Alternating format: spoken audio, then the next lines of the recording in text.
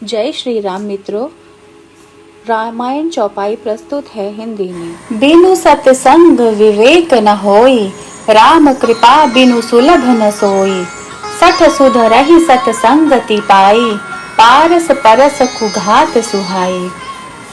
सत्संग के बिना विवेक नहीं होता और राम जी की कृपा के बिना वह सत्संग नहीं मिलता।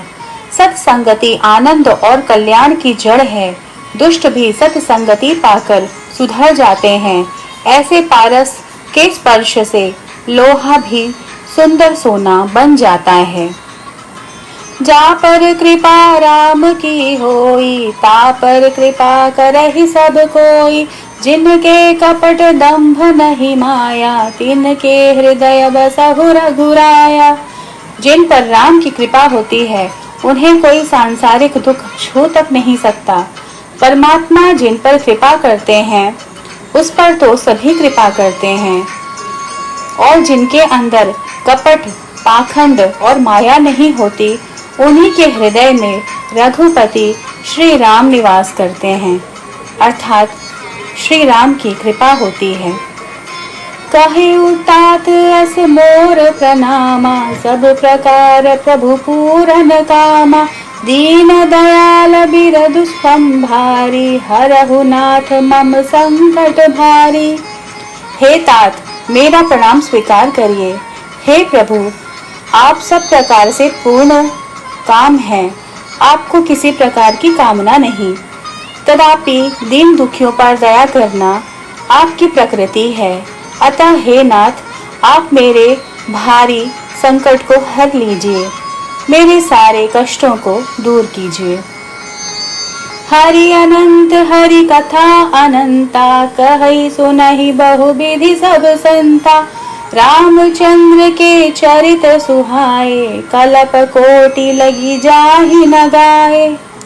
हरि अनंत है, उनका कोई पार नहीं पा सकता और उनकी कथा भी अनंत है। सब संत लोग उसे बहुत प्रकार से कहते सुनते हैं। श्री रामचंद्र जी के सुंदर चरित्र करोड़ों कल्पों में भी गाए नहीं जा सकते। जासु नाम जपि सुनहु भवानी, भवबंधन काटहि नर ज्ञानी। तासु दूत की बंध तरुआवा, प्रभु कारज लगी कपहि बंधावा। शिव जी कहते हैं, हे भवानी सुनो, जिनका नाम जपकर ज्ञानी मनुष्य संसार रूपी जन्म मरण के बंधन को काट डालते हैं, क्या उनका दूत किसी बंधन में बंध सकता है? लेकिन प्रभु के कार्य के लिए हनुमान जी ने स्वयं को शत्रु के हाथों से बंधवा लिया। एहि मह रघुपति नाम उदारा, अति पावन पुराण श्रुति सारा। मंगल भवन अमंगल हारी, उमा सहित जेहि जपत पुरारी। रामचरितमानस में श्री रघुनाथ जी का नाम उदार है, जो अत्यंत पवित्र है, वेद पुराणों का सार है, मंगल कल्याण करने वाला और अमंगल को हराने वाला है, जिसे पार्वती जी सहित स्वयं भगवान शिव सदा जपते रहते हैं। होई ही सोई जो राम रचि राखा, को करी तर्क बढ़ावे साखा। अस कही लगे जपन हरि नामा, गई सती जहाँ प्रभु सुख धामा। जो कुछ राम ने रच रखा है वही होगा। तर्क करके और शाखा अथवा विस्तार करके इस विषय में तर्क करने से कोई लाभ नहीं। ऐसा कहकर भगवान शिव हरि का नाम जपने लगे और सती वहां गई जहां सुख के धाम प्रभु राम थे। करम नास जल सुर सरि परई, तेहि को कहु शीस नहीं धरई। उल्टा नाम जपत जग जाना, वाल्मीकि भय ब्रह्म समाना। कर्मनाश का जल, अशुद्ध से अशुद्ध जल भी यदि गंगा में पड़ जाए तो कहो उसे कौन सिर पर नहीं रखता है। अर्थात अशुद्ध जल भी गंगा के समान पवित्र हो जाता है।